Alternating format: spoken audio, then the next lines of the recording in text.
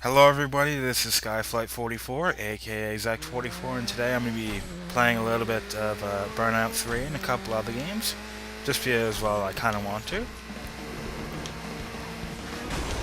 And, shit, already some bad playing, but I've been playing quite a lot of Burnout, and I felt, well, let's just go to Burnout 3. You son of a bitch. Yeah, this talking thing is not going to be all that great for me when playing Burnout. But I've been playing Burnout Revenge and Burnout Legends. I'm recording Revenge at the moment. I am not going to want to record Legends ever. Shit. Yeah. I've noticed a couple of things about Legend since this is the second time actually owning it and the first time actually really playing it in depth. I've come to realize that that is pissing me off. Let's restart it. I can't. That's too many crashes. It's not even a minute and a half, and I crashed like 4 freaking times. But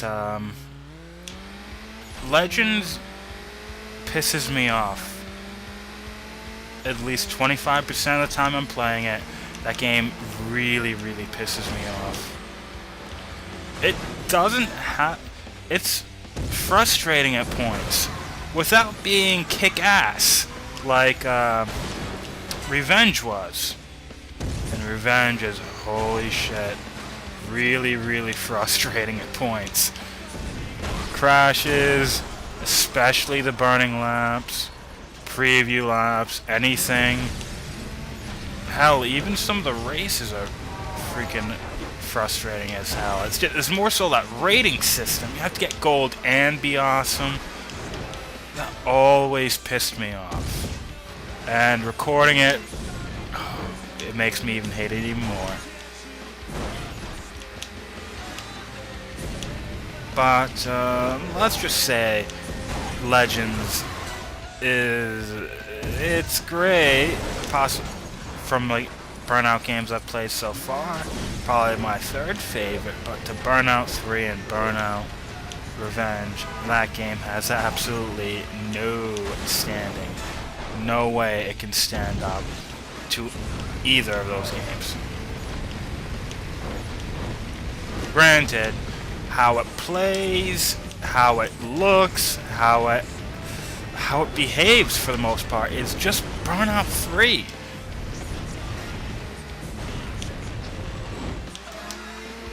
Which it kind of surprises me because that game came out the same day that Burnout Revenge did. And actually it doesn't surprise me at all. But it's basically Burnout 3. With added content from Burnout 2 and 1. I don't know how much Burnout content was in the game. I only know that there was only one track from Burnout 1 that actually made it into the game.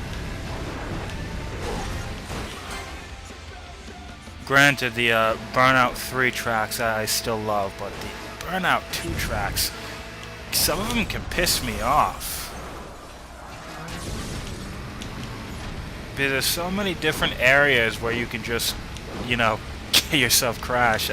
I don't know the physics behind Burnout and Burnout 2, but with Burnout 3 physics and it being on a PSP, it's not the easiest thing to actually do. Oh, but holy shit. Pursuit on Burnout Legends sucks. Not so much, actually, not so much the first one, but any of the other ones after. You're going to be restarting it so many times, specifically the ones that only give you a minute to actually go and take out one actual opponent. Wow, that was standing up. Holy crap. Crash standing up. That was cool. What the hell happened? Did I crash? I don't think I crashed. Oh well. About 1 minute to defeat an opponent that goes just as fast as you, to the point where there are going to be maybe like a couple of times, like 15 seconds, where you're not going to be progressing at all because you can't catch up to the damn person because, holy shit, who knew? You're going the same speed.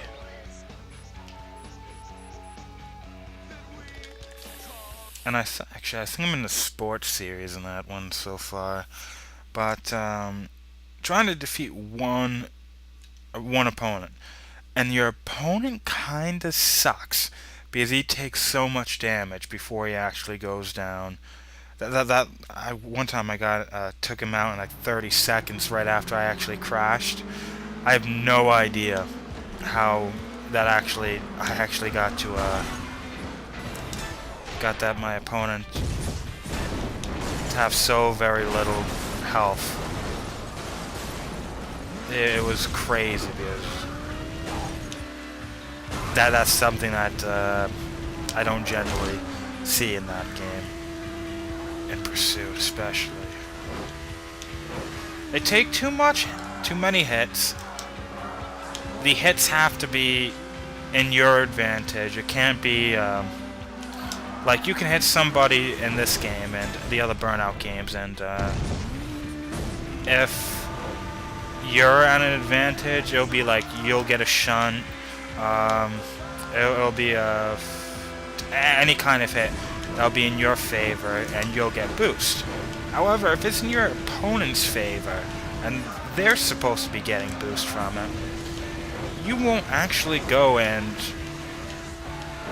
you won't actually have your opponent receive any kind of damage, even though you're both in a car. And in Road Rage, if you hit your opponent and your opponent hit you, you're eventually going to be in damage critical.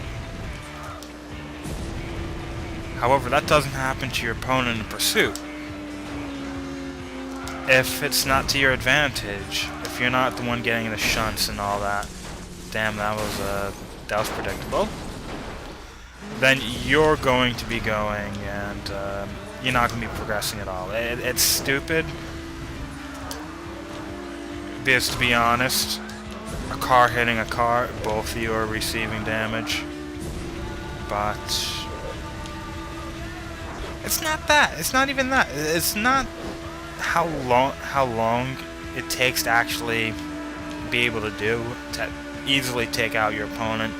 It's not how much damage you have to go in to inflict on your opponent before it actually they finally get taken out.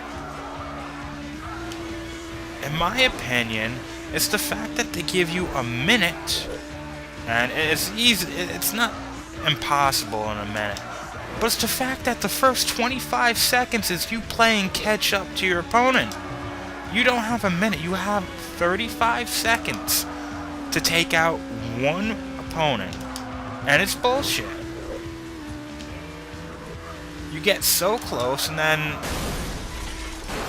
it kind of feels like it's luck. And I had to restart it like 20 times on both of them before I actually went and I actually defeated my opponent, which was really stupid because in both of them I actually beat it really quickly. The first one was from an aftertouch, which was pretty stupid. I really, really hated the fact that an after-touch takedown can take it out with full health, but nothing else can. Oh, that was another thing.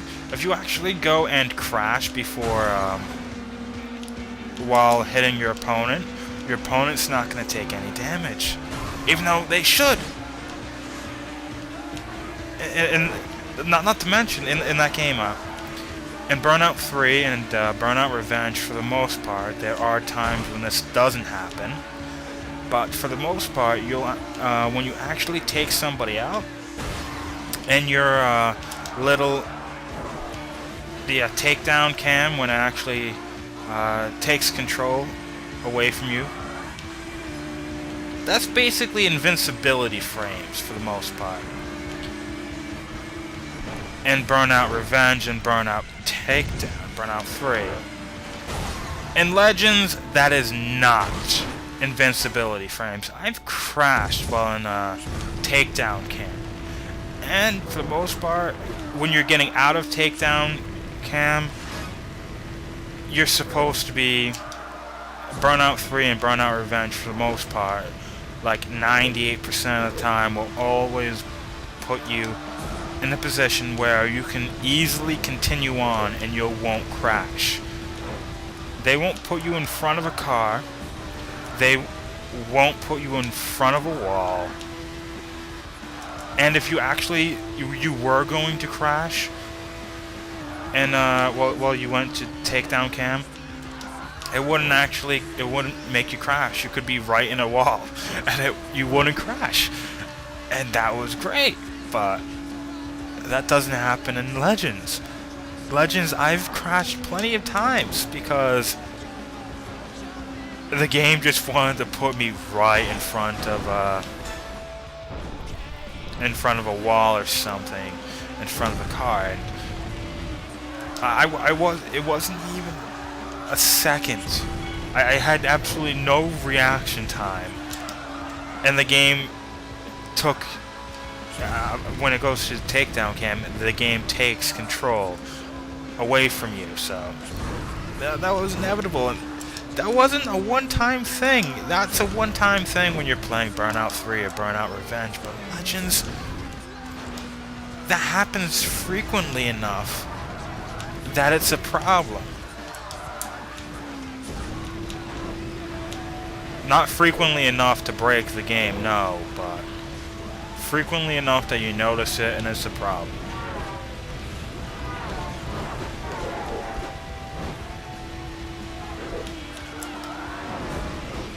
But I've noticed something. I think I might have said this before, but Burnout Revenge and Burnout 3, every single time I play Burnout 3, I kind of think to myself, Burnout Revenge is this awesome game. There's nothing wrong with it.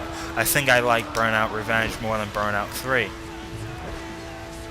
Then I go to Burnout Revenge, and then it just feels weird because I've been playing Burnout 3 all the time. Then I start thinking to myself as I'm playing it, wow, Burnout 3 is better.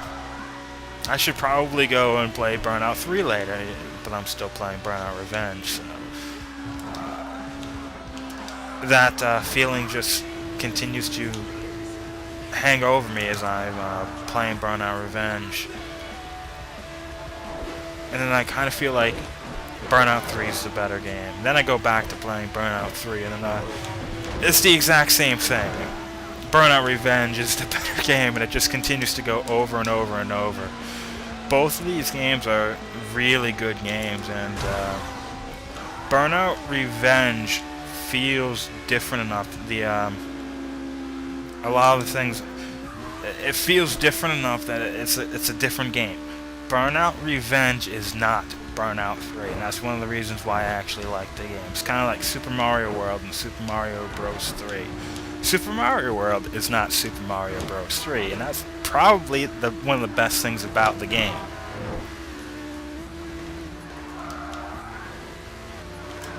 Burnout Legends, on the other hand, is very much like Burnout 3, with some changes to the what you can get away with. You can get away with a lot more. You can get away with a lot more shit and Burnout 3 than you can actually get away with, and Burnout Legends. And I still won. Wow. I can't believe I actually won that, but Burnout Revenge. Probably one of the biggest differences between Burnout Revenge and Burnout 3 is the atmosphere while you're playing the game. Burnout 3 feels kind of relaxed. Well, with all the adrenaline, it's not relaxed, but compare this to Burnout Revenge, and this game is very much relaxed. And that's probably the best thing about this game, is that it's relaxed. And I definitely don't... Burnout Revenge is great adrenaline. I love the action-oriented gameplay. But it's not... That difficulty is really, really bad at some points. I will say that Burnout 3 can piss me off quite a bit with some of the burning laps, but and anytime I have to use the US and World Circuit Racers, anytime I have to use those, I kind of curse a bit, but that's generally the feeling I have with Burnout Revenge all the time. Difficulty can be quite bullshit at points. What is... Oh, crap. I know what track this is. Granted, it definitely feels great, because I've been playing a lot of these tracks on Burnout Legends, so...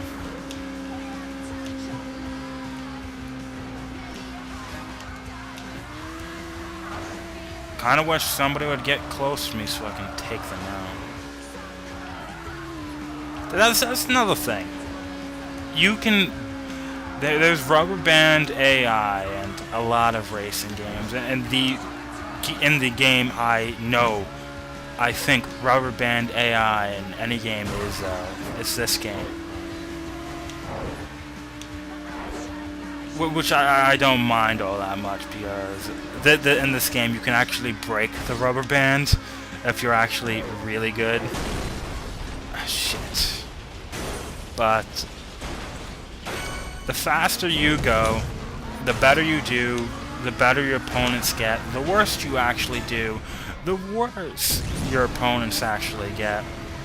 But if you actually get to about 12 seconds plus, any lower than that, and you very well can actually lose. Like those 10 seconds within like 3 seconds. I've had it happen to me before. The rubber band AI is very much noticeable in this game.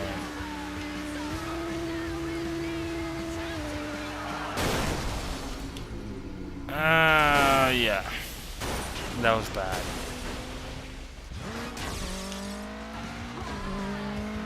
But going and playing Burnout Revenge doesn't seem as if it's all that noticeable. They're good enough to the point where I generally don't have any kind of breathing room. If I crash, they're right behind me.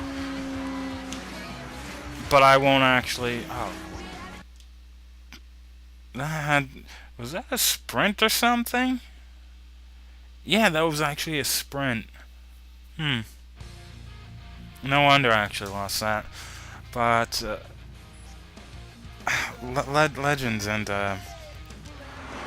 Revenge definitely have... actually, for the most part, Legends doesn't have any kind of rubber band AI.